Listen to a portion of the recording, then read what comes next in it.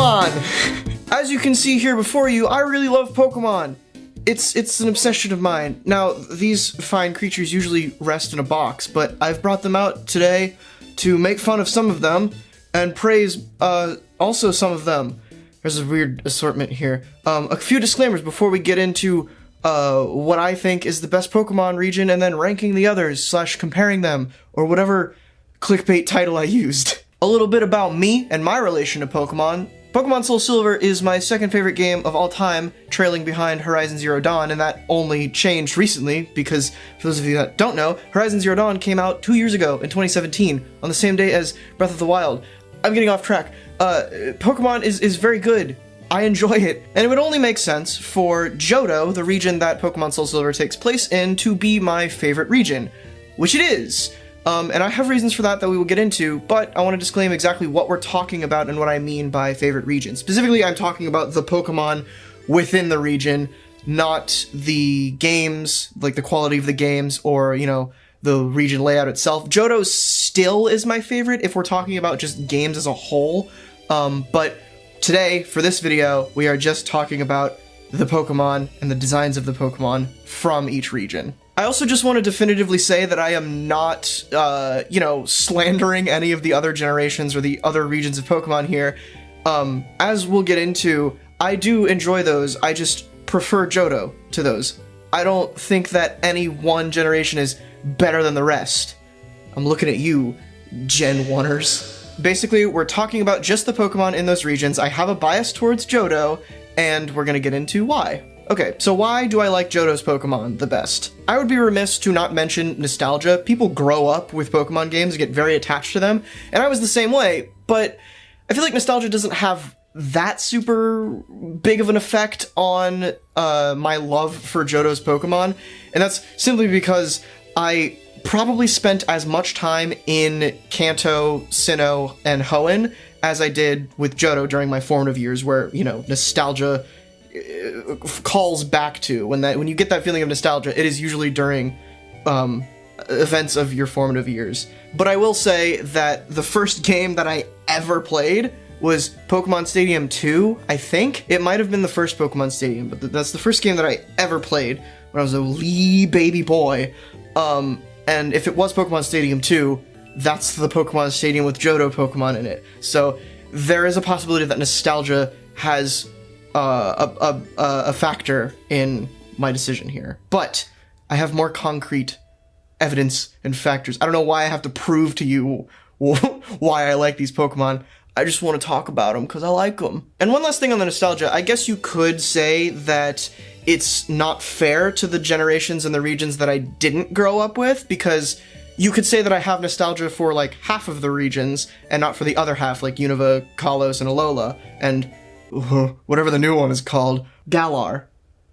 It's also possible that another reason for Johto being my favorite is because Cyndaquil was just straight up my favorite Pokemon for a long time growing up, so it's worth mentioning. But anyway, evidence, cat? You ready for some buzzwords? We're gonna get into buzzwords. The rest of this video is gonna be a lot of buzzwords. Alright, there's two aspects as to why I like Johto's Pokemon so much: the design and the colors. The two buzzwords that I would use to describe Johto's Pokemon are that they are soft and saturated. With the exception of a few abnormalities like the Larvitar line or Quillfish, most of Johto's Pokemon are very soft and welcoming. There's lots of round shapes, there's not a lot of hard edges going on. I mean, for a perfect example of this, look at Porygon, a Kanto Pokemon, and its evolution introduced in Johto, Porygon 2.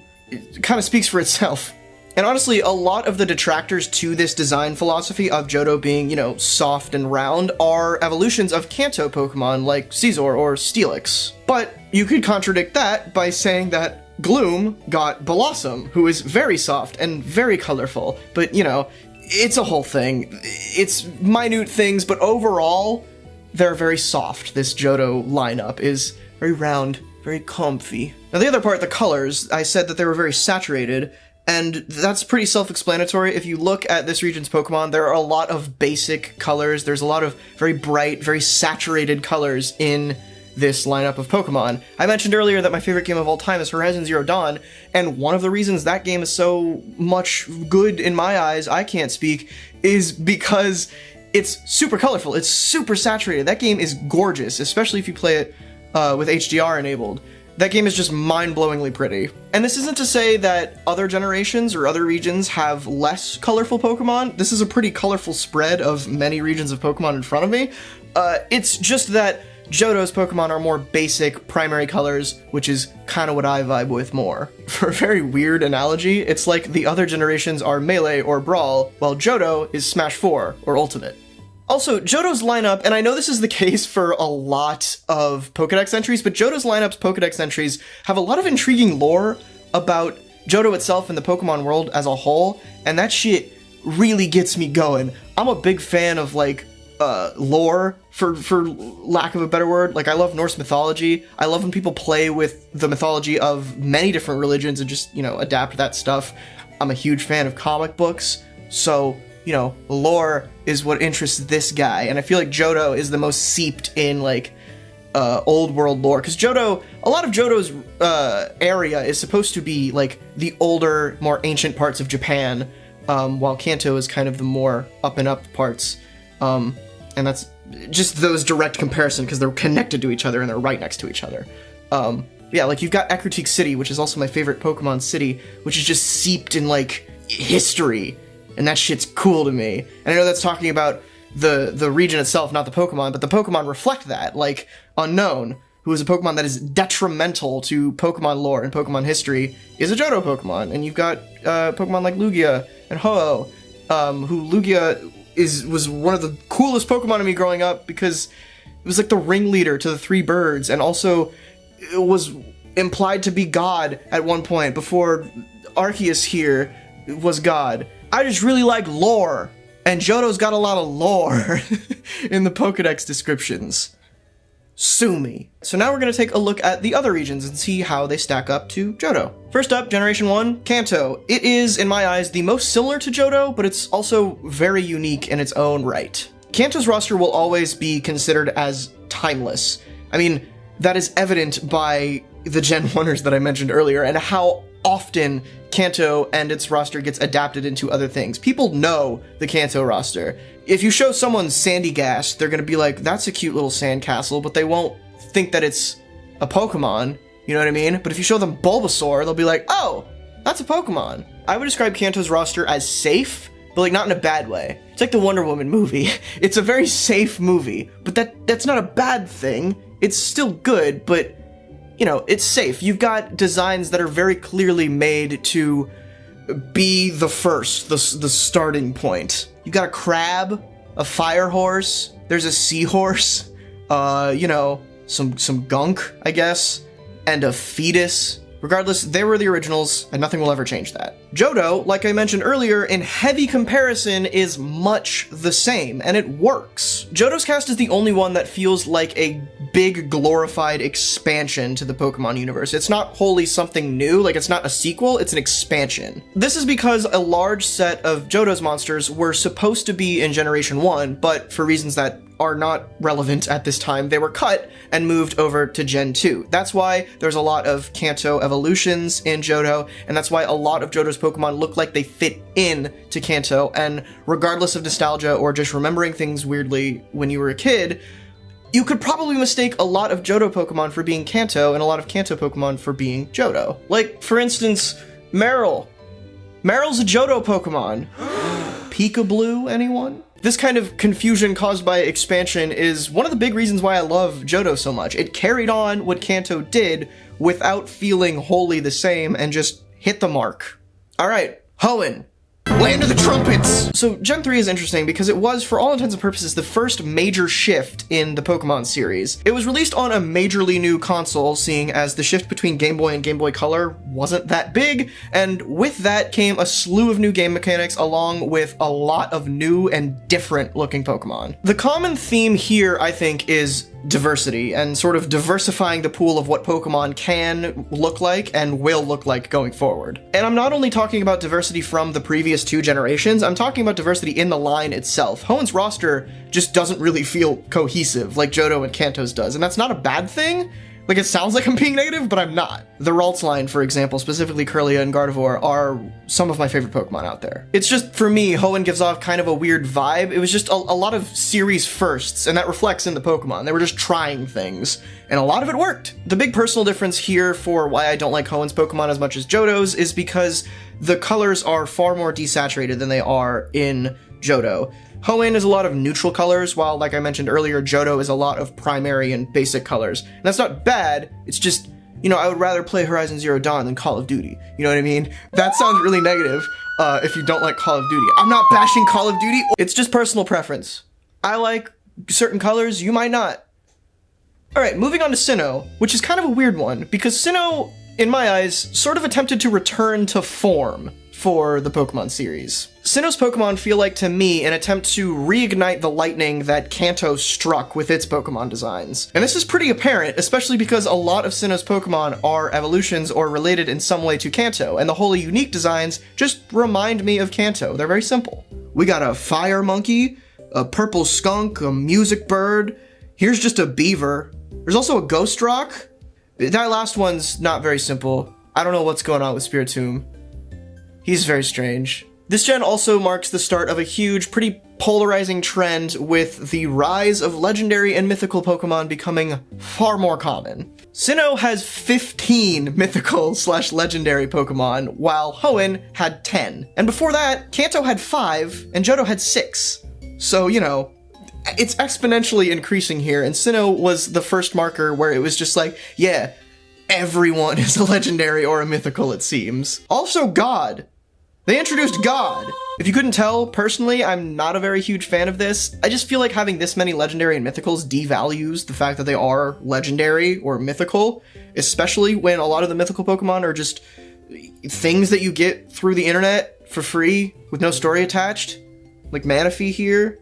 You can only see the top of her head, but she's here. Hello! There's really not too much to say on a comparison between Sinnoh and Johto here. It just kind of did what Hoenn did, capitalizing on its predecessors while attempting to stand on its own, but struggling with that, which, you know, it honestly is something that Johto had as well. It was very clearly a continuation of Kanto's line, and went so far as to include all of Kanto in its post-game. So, that's a trend here. Like, each generation of Pokemon has a harder time standing on its own, it seems. Oh, it's also worth mentioning that it is where my favorite Pokemon, Riolu, comes from, so not enough to beat Johto. One can't beat an army. Okay, Unova. What a weird series of games. Those games look funky.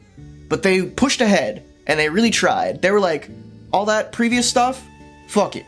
We're going forward. While Sinnoh attempted to capitalize on its predecessors, just like Hoenn and Johto did before it, Unova decided to take a massive leap in the opposite direction. For the first time, a Pokemon region was not based on a part of Japan. For the first time, we had constantly moving animated Pokemon sprites. For the first time, we have ice cream in Pokemon form. Unova's designs are all over the place. Just like Hoenn, like, the diversity here is crazy. It's honestly the first time I remember hearing the phrase, "That doesn't look like a Pokemon." I'm sure people had said that in every generation, and they will continue to say that. But this was the time where I was like, oh god, can people just shut the hell up about that doesn't look like a Pokemon? It would make sense that these Pokemon would look different, because they're very far from the other Pokemon. I love a lot of Unova's designs, but you can't deny that they threw a lot at the wall and were just hoping that most of it would stick. Like, there's a lot of Pokemon here. And that's especially true when you compare it to Johto, which is honestly one of the reasons why I don't like it as much and why Johto beats Unova out. Where Johto is cohesive, Unova is varied, which again, isn't inherently a bad thing. It's clearly what they were going for with the massive tonal shifts, the gameplay, the weird cameras that they were using in Black and White. It was very different, and that was their goal, and that's fine. Moving on to Kalos, this is an interesting one, because they kind of did the same thing that they did with Hoenn here. They sort of scaled back, looked at what worked, and then just pushed forward with a bunch of new ideas. And again, like Gen 3, Gen 6 here was a hugely formative shift for the Pokemon series. It's the first one on the 3DS, and the first one that is fully 3D. But if you divorce the roster of Pokemon that Kalos brought from the actual changes in the games, things get a little different. Kalos' roster is really small, especially in comparison to Unova. Unova hosted a whopping 156 Pokemon.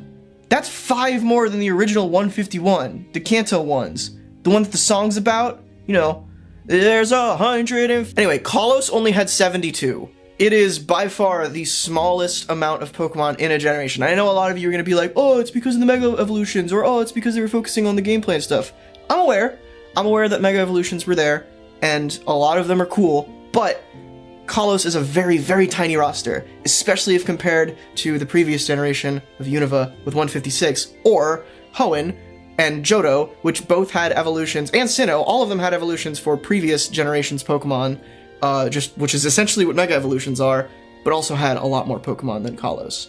Just saying. And I would even go so far as to say that this isn't straight up a bad thing, especially when you consider that Unova's roster probably was way too big, but it's just strange to follow 156 Pokemon up with 72. I remember myself being disappointed by that number, and a lot of other people being disappointed because it followed Unova. Maybe that's not fair, a criticism based on a previous thing, but that's nebulous and a completely different discussion. This was doubly disappointing to me personally because most of the fun that I get from trying out new Pokemon games is discovering the new creatures that are there and using them. And that's a lot tougher when most of the designs that you see you've already seen. Like, they're just there. It's a bunch of Kanto Pokemon. They literally give you a Kanto starter. Like, I don't want this. I want new stuff. I love Bulbasaur and I love Squirtle and I love Charmander. But I want new boys. Kalos and Generation 6 as a whole stands behind Johto because I don't really remember the Pokemon from those games. I more so remember the staggering gameplay shifts that X and Y and Omega Ruby and Alpha Sapphire brought, which also Oris, phenomenal games. Great Pokemon games, far better than X and Y, stand out of that generation. However, just, you know, the Pokemon there aren't very memorable and there's not a lot of them. Except for Goomy, hell yeah, Goomy. This might be a surprise to you all, because I feel like the Alolan roster gets a lot of hate. I fucking adore Alola's Pokemon. Second place for me. Let's talk about why. Alola was the first time, at least to me, since Hoenn, that capitalized on Johto's design philosophy of having a cohesive theme centralized around something that has to do with the region. Or, you know, just a design philosophy like soft and saturated, which I mentioned earlier. I have so much appreciation for the sheer commitment that Alola's designs seem to have to the centralized theme of tropical islands. Like, every Pokemon in this roster feels like it lives in Alola. Nothing seems weird about it. Like, why ice cream in Unova? Like, I get, like, a bald eagle man, I get that. Eagle, America, woo! Ice cream? Is that racism? There are some Pokemon that contradict that, like all of the Ultra Beasts or the Great Devil Mimikyu. Fuck you, Mimikyu. But those are the exceptions to an otherwise fantastic cast of Pokemon. I keep motioning towards these guys like there's any Alolan Pokemon here. Alola didn't exist when I bought all of these. So, sorry.